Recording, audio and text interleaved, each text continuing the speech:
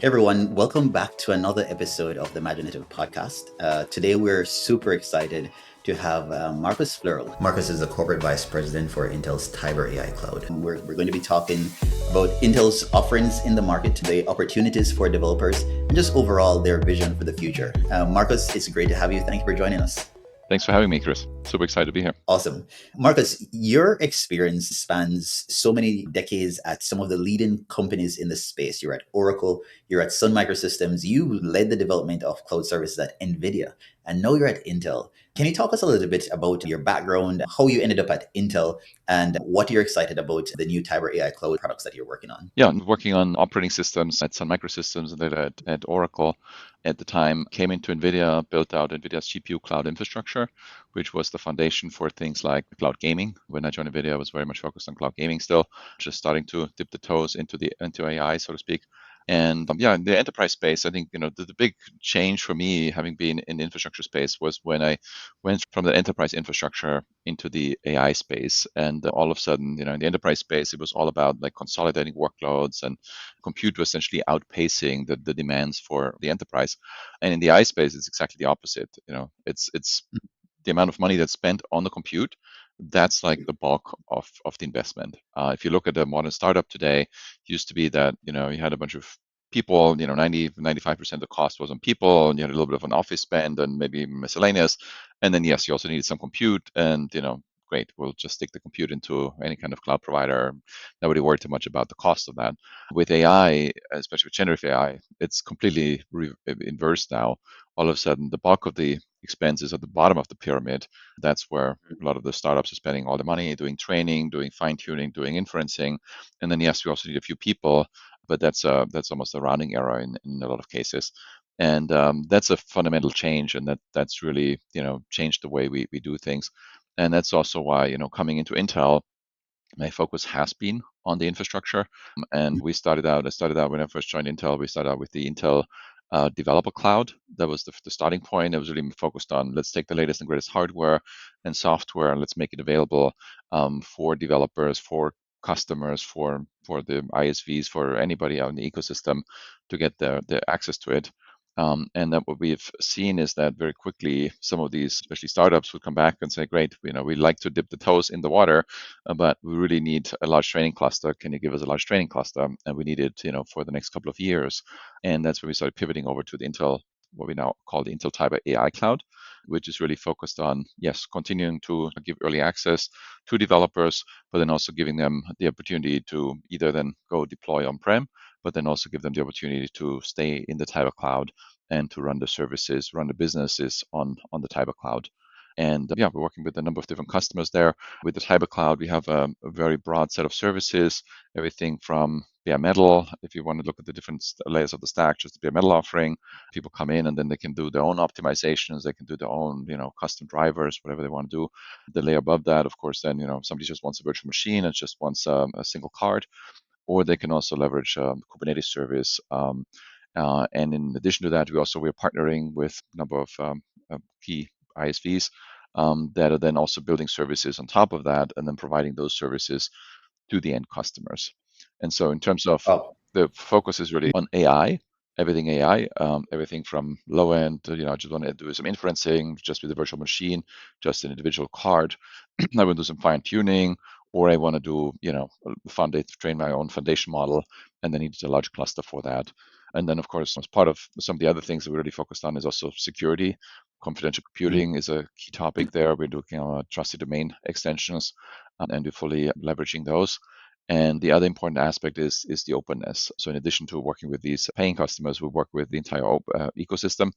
We have an initiative called OPIA that is focused on bringing together various partners of the ecosystem and building that open source ecosystem around AI and working closely with some of the key players in this space, including the PyTorch Foundation and various other open source players. I've got a question, which is something that came up last week when Chris spoke to Ted Shelton from Inflection, and that is, you mentioned on-prem. Why on-prem? Why are we going back instead of forwards? Like, we've obviously established that cloud is safe and secure. Why are we going to on-prem? Yeah, there's a number of different reasons. I think one is, again, as that pyramid, inverted pyramid, or the pyramid where everything was focused, all the spend was on the upper parts of the stack. People spend all this money on the software, and nobody worried on the infrastructure. In the context of AI, all of a sudden that pyramid is now reversed, and a lot of the infrastructure, a lot of the spend is on the infrastructure. And that's certainly where, yeah, I mean, cloud gives you a lot of benefits, but at the same time, there's also the fear that, like it's a significant portion of the spend. And that's where we see a lot of people, repatriating in some workloads or building out new workloads that they then want to bring they want to start with on-prem because of the cost factor. That's one factor, I think. And the other one is also in the context of AI, people want to own the data. And one of the large customers that I'm working with is Inflection AI. Their approach has been, working with them, we've created three different expressions essentially. We have a public version of the Tiber Cloud. We're also introducing now a private version. We're doing this also for Intel. Our own colleagues, they have the top secret data, can't leave the premises, but providing them a private cloud, which means it's completely air gapped from the public portion of the Tiber Cloud. That's super appealing to them, and that makes them comfortable to say, great, now if I'm the only tenant in this environment, I still get a lot of the benefits of the public cloud, but it's only me as an Intel using that, and that makes me comfortable to move my data there. And then at the same time, we have people like our fab folks who don't want to be, they're island within the larger Intel network. So they have their own firewalls and all, and they're like an island within that Intel network, and they're not even comfortable connecting to their private cloud. And in those cases, we can then also offer, working with some of the OEMs, offering them appliances that they can deploy. So they can have the same, in the case of Inflection, that same Inflection AI software stack that you can enjoy as a public cloud offering. You can also enjoy it as a private cloud, or you can enjoy it on-prem using appliances. And so that way, for customers, that means that they have the same software stack, same abstraction, but they can do this behind the firewall. The other thing I really like about Inflection, and by the way, we're also using Inflection as inside of Intel, is that Inflection also allows you then to customize the service. So they will fine-tune their service, or they will allow us to fine-tune it actually. So that means that our data never has to leave our premises. Even for the fine tuning, we can do the fine tuning on-prem. We can fine tune the solution, and with Inflection, essentially what we're doing is we're creating your coworker that you can go ask questions about. That you can ask them about, hey, what does the acronym mean, and they can explain to you what the acronym means. It's not just a generic public cloud Gen AI service, but it's like your coworker that you can interact with, fully secured behind your own firewall, and it's a great solution. And it's something that we're looking at across a wide range of our company. We're under financial pressure as a company, and we need to move very quickly to digitize the company, to leverage the latest and greatest capabilities of Gen AI. And we're doing this across sales in order to speed up our sales process. We have something called the Sales Accelerator that we're leveraging from Inflection AI, where we can, it ties back to our IT systems, to our CRM system, to various other, to our Outlook email system, to various other internal systems, but then also goes out and finds new information about a company. There's a big bank and they're just building a new data center now. Okay, great. Let me see, what can I do? Maybe I should talk to them about, what they're going to be building there. And so there's some public information. Right. So rather than me as an individual salesperson going out and doing research and, for hours and hours, this will now prompt me and say, hey, your favorite customer is now building this new data center. You should consider talking to them and maybe submitting a proposal. The way we submit the proposal, same thing. We can leverage generative AI to speed up that whole process. Wow. And then, of course, going and logging this back in our CRM system. So it's a huge jump. This is just on the sales side. We're looking at HR. We're looking at the software development. We're looking at our fabs. We're looking at leveraging this across the board. Markus, the relationship that you have with Inflection, is that the kind of relationship that you're looking for with other service providers? Do you imagine there being like an entire ecosystem of Inflection type businesses? Correct. Yeah. Yeah. Another customer that we're working with very closely is Seeker, for instance. They have a solution that essentially analyzes your content. So this is focused on advertisers, and it will make sure that when you place your ads, that it's not placed next to some inappropriate content, profane content, and so on. So very similar there. We're also working very closely, very similar story, offering them as a public cloud service, offering them as a private cloud service, and then also as an appliance that customers can deploy behind the firewall. And there's a lot of others like Prediction Guard and others that we're working with. So that, to me, has been a very fruitful collaboration, because those are very large workloads. And these are the kind of customers who really care about the price performance. Us allowing them to offer their service at better price performance really makes them more attractive, makes them more affordable. That means they can generate more revenue selling the software as opposed to just spending more money on the hardware and on the infrastructure. Well, thank you. I think one of the most impressive validations of Inflection's technology that we have heard, especially because of the size company that you are and the different ways in which you're using their technology. But I'm very curious to kind of take a step back because two interesting stories and developments over the last few weeks. One was a story in which Meta completely demolished a facility that they were building because they needed to accelerate the design of it so that they could leverage the newer technologies. And the second was from OpenAI's CFO, Sarah Fryer. At Money 2020, she said that infrastructure is destiny and that they have to be thinking 3 years in advance for a lot of the capital expenditure that they need when they're thinking about their supercomputers and infrastructure that they need to power Gen AI. And the reason I bring these up is because I think for a lot of companies, they're looking at the investment that they need to make in infrastructure, and it's a big deal and it requires a lot of planning. Can you talk us through the thinking behind what the Tiber AI Cloud provides as an alternative for companies that need to release commercial products but may not be willing to necessarily make that major investment off the cuff right away? Yeah, absolutely. And it's not just the investment, it's not just about the money, but it's also just about the expertise. When you're building these large clusters, these days, I mean, to make that efficient, you have to go with liquid cooling. In fact, some of the next generation chips, you will not be able to run them anymore without liquid cooling, just because of the energy density that you have on the chip, and the only way to get that energy out is really through liquid cooling. So there's just a lot of additional expertise that's required. And operating a liquid cooled data center, that's obviously, there's a whole different set of operational challenges and so on. And so that was a big driver for us to say, with this private cloud option, it's like, yes, you can go and you can build everything on-prem, but if I want to do something now, like there's all this Gen AI happening around me, I don't have the time to wait for 3 years for that to happen. And maybe it's more cost effective and whatnot, but so here, yes, if I have the time, I can do it. But in the meantime, I can also use this private cloud instance through the Intel Tiber Cloud.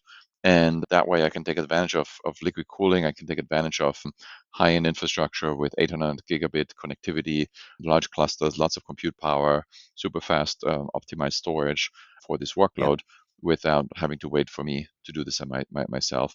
But yeah, I mean, the data center of even today, and forget the future, looks very different than the data center from a few years ago. And I've had situations in the past where I've worked with customers. They had to upgrade the data centers to like 6 kilowatt, and then they would like put one server into each rack. And you look at the data center, you think it's empty, and then you realize no, there's one GPU server in each of the racks, and that means long cables and lots of inefficiencies. And again, this is something where if you look at a modern data center, you're talking about 100 kilowatt plus in a single rack, and that's a lot of power, but that's also a lot of cooling that's required. And the only way to do this is through liquid cooling. So it's just a very different paradigm to the way data centers are being built. And yeah, that puts a lot of pressure on people and thinking 3 years in advance and building something. I've even had situations where I would build out infrastructure, and while I'm still building out the infrastructure, my users are already coming back saying, no, we don't have enough memory, we don't have enough network speeds. Like you're rebuilding it while you're building it. That's sort of and that's the interesting part. Again, having been in the enterprise space for a long time, enterprise space is, yes, there's a new version of your database coming out, new version of your CRM system, of your ERP system, but it's a very small incremental change. Versus with AI, you constantly have new frameworks, you have new models coming along, and that those behave very differently from where things were a few weeks ago potentially. And that means new requirements for the infrastructure in order to make that effective. Markus, let's talk about money. A lot of what you're describing is innovative, but it's also expensive. How are the Intel solutions that you're building addressing that? Because AI is, energy expensive. It's cost expensive in terms of infrastructure. It's going to take a little while for that ROI to be recouped by the companies that are making these investments. What are you doing to make sure that it's accessible? We heard from Ted and Inflection last week a little bit about how they're doing it. So I'd love to hear what you guys are doing. Yeah, I think efficiency has to be built in across the board. That's, for a lot of cases, it's the cost of the infrastructure is what's limiting what people can afford, what they can do with it. Especially for people like TED and a lot of these ISVs, it's a question of, if I provide a service and it's costing, especially if it's a consumer service, it costs me $20 a month to provide the service, but the consumer is only willing to pay me $10, I just don't have a business. Right? So this is where, we're very unique as a company, because we're the only company in the world that is building high-end fabs and fabbing its own chips, that is designing those chips, and then also exposing them with the Tiber Cloud as a service. So that means there's some unique vertical integration that we have that is very unique to us. And the other thing is also that, by us providing those that as a cloud service, that means we have a very tight feedback loop. We can take those learnings, feed that back into our chip development, feed it back into our AI, into our software, to our software teams. And so it's really critical for us to have these short iterations and to quickly make those changes based on what we're seeing from the workloads and from what the customers are getting out of us. But yeah, I mean, price performance is super critical. And that means everything from just the way the data centers are constructed, the liquid cooling, the efficiency of the maintenance, the downtime of the equipment, the way we run the equipment. You run it hotter, but then potentially increase your failure rate versus you run it slightly cooler, and that so there's lots of that kind of thinking that goes into that, where it's not like a 2x improvement by any of those, but you get 5% here, you get 10% there, and that really makes everything more efficient and more affordable. But then also, I think through that additional efficiency also makes it more sustainable and for the planet, because you're using less infrastructure to do the same work, or using less power. So that's another critical factor, of course. We spoke to several executives over the last several weeks and asked them, what's your strategy or what's your approach to AI and how are you going to deal with it? And we heard a couple of things. One thing we heard was they were going to wait and see. The other thing we heard is they're running experiments. And all of those two things sound like they're contradictory, but they're probably a toe in the water. And then also we're looking to see what our peers and our competitors are doing. What are you seeing, and how should an executive think about how they approach this infrastructure choices, their choices that they're making? Yeah, I think the wait and see is a dangerous one when the world is changing rapidly around you, and all of a sudden your competitor is using Gen AI and they're automating things and improving the customer experience and all that. I think there's, again, going back to the late 90s and the blockbusters of the world versus the Netflix of the world, right? Like, sitting back and waiting and seeing is not necessarily the best strategy there. Maybe work out in the short term, but given the way things are advancing, I think it is certainly important to experiment. I think that is super critical. That's just within new technology, you don't know exactly where the big where's the biggest lever in order to propel me forward. The other thing is really critical, in my opinion, as an end customer, is to really think about what does it mean from the perspective of how do I do things? Where can I get the maximum effect out of things? Right? What's really possible? What's the art of the possible, as opposed to I sprinkle a little bit of AI here in this area, and maybe I make my email faster, and then I sprinkle a little bit of AI over here, and then my software developers are developing a little faster. Maybe the code is more reliable, and then I did a little bit over there, and I have a better HR chatbot, as opposed to how can we change the way sales works today? How can we change the way software is being developed? In chip development, how can I essentially leverage AI so AI will build me the next chips, but doesn't just optimize my chip development, but also at the same time simulates some of the workloads and really creates an end-to-end solution that is really highly optimized. So I think just being able to take a step back and break through the barriers and fundamentally change the way things are done, I think that's, to me, will be the next generation of superstars that will come out of this, just like what we saw from the internet revolution, where all of a sudden you had Google and Meta and others emerge as the big players. And I think this is going to be similar here, where the people are going to look at this holistically and are going to take a radically different approach. Those are the ones that are going to be emerging here. And this can be some existing players also, if they are able to move fast enough.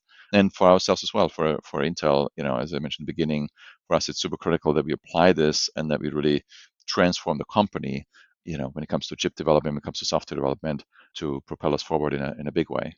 It's your AI building the chip, your AI building the software. That's a very different paradigm than just using it a little bit as a little bit of co-piloting here and a little bit of optimization there. Let's talk a little bit about transformation, because several years ago, Intel released a competency or a paradigm shift to real sense. This is when the chip started becoming multimodal, and they used Jim Parsons, who was the actor who played Sheldon on The Big Bang Theory, to humanize that experience. So a lot of what happens at Intel is this kind of nerdy background information, that's noise that a lot of people don't see and feel and touch. And Intel has in the past done a pretty good job of saying, well, we know that that stuff's in the background, but this is how you're going to experience it. This is what's going to happen on your screen and your device in your living room, essentially. What is it that Intel is doing or thinking about that's going to humanize the somewhat conceptual stuff of AI? Yeah, I think the key is to find the right use cases and find the right partners. So I think with Inflection AI, I think a big part of what they're doing is really leveraging the empathy essentially is built into the model. That's a big part of Right. their differentiator. It's not just about the data that you Mhm. expect back, or I give this input, I get this output, but it's really understanding the human and understanding what matters to the humans. And that's certainly something that we're looking to leverage also for the Tiber Cloud, for instance, that becomes a very simple way to interact with it, and becomes a much easier way of even just setting up your service. It's in a much more human-centric way. That yes, you have the AI in the background. The AI is what makes that interesting, but it looks and feels very much like you're dealing with a coworker versus just dealing with just getting a bunch of data back when you enter prompt. I think that's a really critical one. But your example earlier is certainly an interesting one to think about also, and maybe there's more we could be doing in this space to make that more accessible. Because I think it's with any new technology, I think it's easy as the engineer to say, oh yeah, of course, it has all these capabilities, has all these new benefits that are going to come out of that, and people are just going to go and adopt that. But for humans, that's a big change in a lot of these cases, and it is critical to make that look and feel human, and to maximize the adoption. Because again, I can change the code very quickly, but how do I change the code in people's head? And the more friendly approach I can take, I think the more important, the better the results are going to be.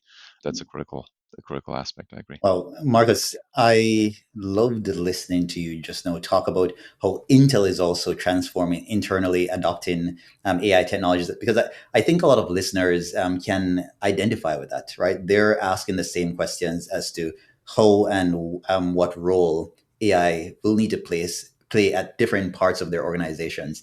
So I want to talk a little bit about the OPIA initiative and how you think about like open source versus maybe some of the more proprietary technologies, and how should decision makers be thinking about that investment? What's the advantage that you're offering and the decision that they'll make when they choose Intel?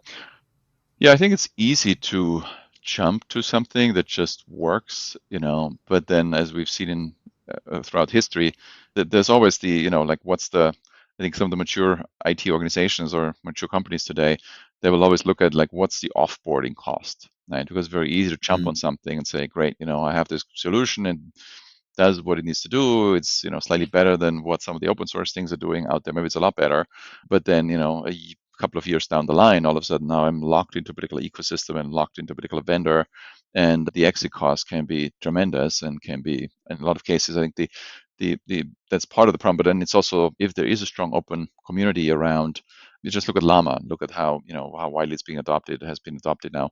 So if I go off and I like fight that, ignore that trend, and I go down a different route, it can be very expensive later down the line. And so I think walking in there with open eyes and really understanding like what ecosystem am I buying myself into, or investing in, mm, that's obviously a very, very important decision. And it's not yeah. always obvious from the get-go. It's like, great, I have something that works, I did an eval, this thing is slightly better than this other thing, great, let me go with it. But oftentimes, so I think I would encourage anybody who is looking at what solutions to pick to really think this through, cradle to grave, so to speak, and think about, if I go down this route, what does it mean? And that's, I think, for us as a company, I mean, we have a long history in open source contributions to Linux, to Kubernetes, to a bunch of open source frameworks. And for us, that's been a winning combination or winning strategy all along, really get the ecosystem in, enable the ecosystem, allow people to contribute, allow people to help drive the direction, to make sure that, obviously we need to do it carefully. If open source communities can also just get splintered and ineffective. But I think a well-functioning open source community, whether you look at Linux, you look at PyTorch, you look at some of these others, once you get that critical mass going, it's a very powerful thing, and allows people to contribute across the industry. It's not just a single company that's driving that. And so for us, I think we have a long history of successful partnerships, and that's where Opio was also born. To really say, great, let's formalize that, let's put a bit more structure and investment behind that, and let's make sure that people who want to focus, given how critical AI is, and given how critical it is to the future of a lot of our customers, let's put the structure in place and let's build a community around that. Markus, from the outside, from an investor point of view, it looks like Intel missed the initial wave of AI and now is catching up. At least from what you're saying, it sounds like you're very, very focused on providing a solution that's affordable, that's got all the right infrastructure, that's dealing with the right things at the right time. But the reality is, as you started this conversation, Intel's under financial pressure, right? A lot of the market share that you had disappeared, and NVIDIA and others have taken advantage of the slowness. Tell us what the roadmap looks like for Intel, because I'm a big fan of Intel. It used to be a client of mine, the previous business, and loved getting into the weeds with the Intel team there. But it does feel like you're maybe not the first mover. Does that feel disadvantaged, or does that feel like you guys are learning from what's happening in the last couple of years? Like, what does the roadmap look like? Yeah, I think if you look back in history, the advantage that Intel has, I think we can be very agile and very focused. And I think the experience of the last few years, I think the reality was that I think we definitely, as a company, we had underinvested in a lot of different areas. And with Pat Gelsinger coming in as our CEO, he actually came in before I came. I only joined Intel 2.5 years ago. He joined a year before me. He was very open about that. That the company had underinvested in a bunch of key areas, notably also in the whole fab and fab processes. And he made some big bets, and he was very clear that this was not going to be a straight line. This was going to be very challenging to go from that technical debt that was accrued up to that point had to be repaid. And I think part of what we're seeing right now is that repaying some of the technical debt, and I'm very proud of him making those bold investments, even though at a time when the products were behind. And if I look back at 2.5 years ago when I joined Intel, I looked at the roadmap, I looked at the products that Intel had at the time. Pat has already updated turned around the roadmap. But if I go back, like 4 years ago before Pat joined, you look at the products, you look at the roadmap, it was very, very sad, and Pat really came in and turbocharged the investment, the focus of the company.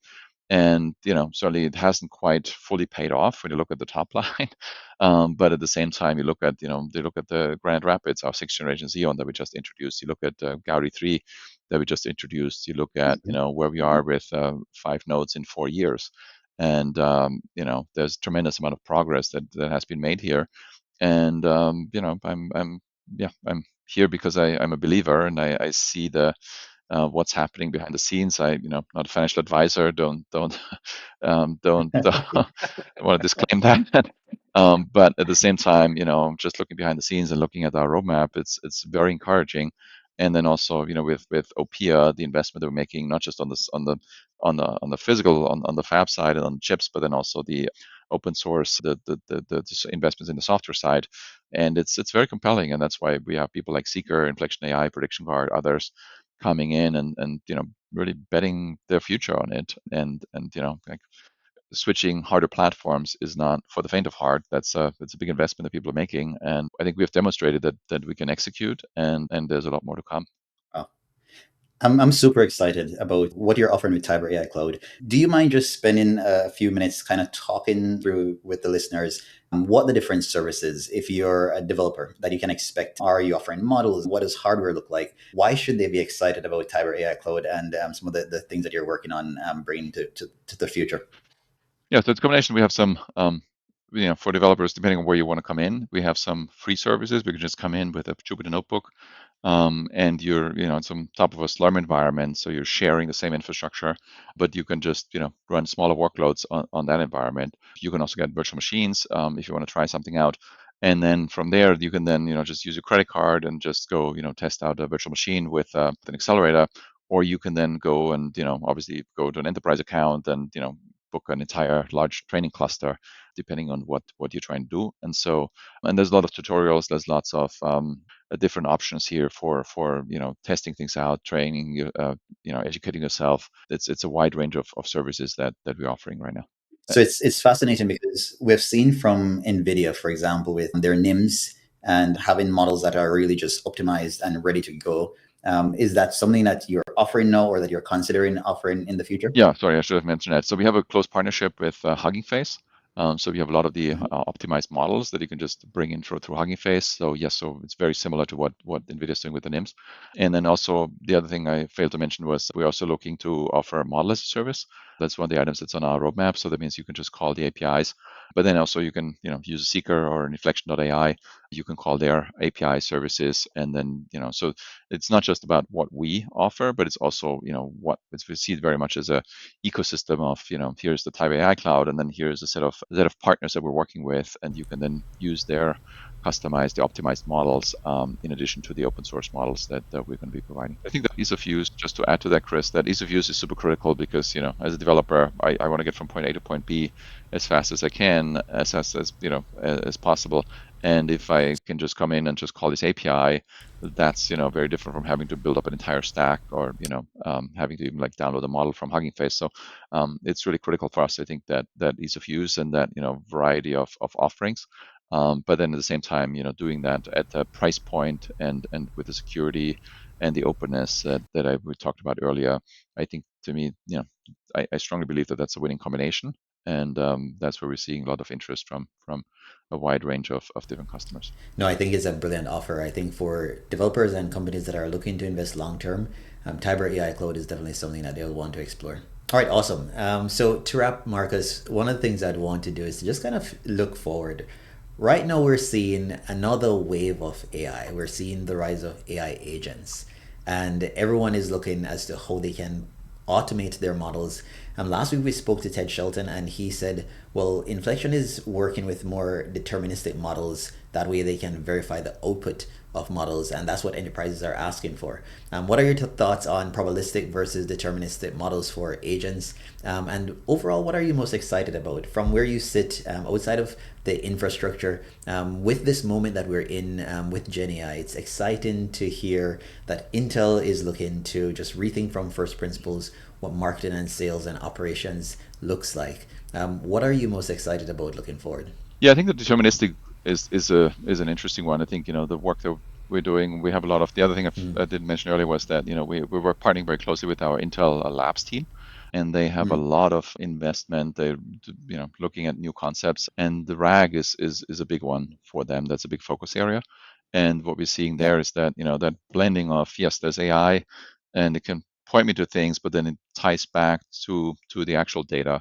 And again, when it comes to things like chip development, like that's one of the services that we're offering internally, where it goes back to, yes, this is how it works, but then I can actually go back to the actual spec, and I can look it up and see the exact details. Having first a rough idea is super helpful, but then being able to go to the exact spec and seeing, okay, this is the actual document that this thing is referencing, that is absolutely critical. And I think as there's nothing more worrisome than hallucination when it comes to enterprise, right? That all of a sudden it's like, yeah, I'm I have to, whatever, in my sales, all of a sudden, it's hallucinating and it's, coming up with products that never existed.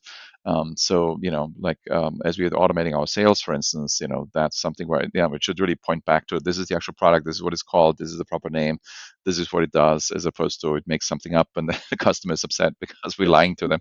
Or we didn't lie to them; it was AI hallucinating. But from a customer perspective, it's a very bad experience. So I think that's a really critical one as more work is happening in this space. And I think just in general, I think just the rate at which things are maturing in this space is just fascinating. I think the other big investment we're making is on multimodal. rather than just worrying about just large language models. You're really bringing in visual content and being able to span between language and vision and audio. I think that's another one that's, up to this point, I think was just, unaffordable, to be honest, because just the amount of compute, the amount of effort required to train and to do inferencing and all of the use cases was not cost effective or was not affordable. And again, with the price performance and with the advances that we're making, that dramatically reduces the cost and enables these kind of use cases. It Awesome. sounds like we got a nice thread. Last week we spoke to Ted. This week speaking to you, Markus. You should recommend who we should speak to next in terms of like that customer base that you're building out, or those vendors that you think to work with, so we can see how this ecosystem is starting to actually land and who is going to be using it, so that we can get some of those use cases that you mentioned earlier. Yep. Absolutely. Happy to make some suggestions there. Lovely. This has been great. It has been great. If we have listeners that are interested in Tiber AI Cloud, what's the best way for them to reach out to the team to get more information around just getting started? Yeah, cloud.intel.com is our website. So I encourage you to go there and test things out. Also happy to connect with people directly. I don't know if you can just put my email on here or something. I'd be happy to connect with people. This was awesome. Thank you for sitting down with us, Markus. Yeah. We definitely have to do this again. My pleasure. Good to connect with you again, Chris. Imaginative is a leading AI literacy platform for businesses. We provide executive education, employee training, and advisory and consulting services to startups, leading brands, and global organizations. Check us out at imaginative.com, and you can find us on X and on LinkedIn. And you can subscribe to this podcast on YouTube, Apple Podcasts, and Spotify. Until next time, one love.